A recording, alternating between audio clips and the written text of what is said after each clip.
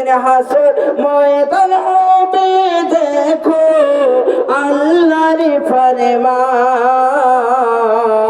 মুসলমান রেখো গো যতনে তলোয়ার হাতে উমর ছুটে বলে নবীজির শিরে আনিব কেটে আল্লাহ আল্লাহ আরে তলোয়ার হাতে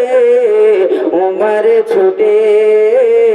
বলে নবীজির শির আনিব কেটে আরে সেথা দেখে গিয়ে দুই পাহলওয়ান সেথা দেখে গিয়ে দুই পাহলওয়ান আনিল ঈমান মুসলমান রেখো যতনে মহব্বতে বলেন না সুবহানাল্লাহ। আরেকটু উচ্চ সুরে বলেন